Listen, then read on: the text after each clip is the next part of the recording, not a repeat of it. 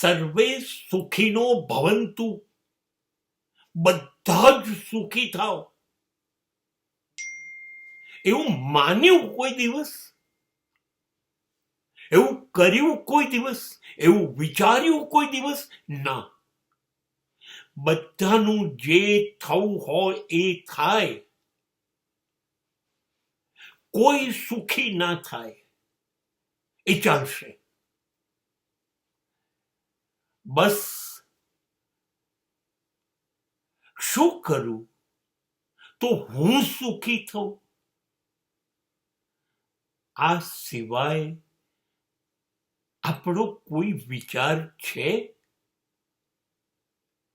અને પછી આપણે વિચારીએ કે મારું સુખી થવાનું સ્વપ્ન કેમ સાચું પડતું નથી.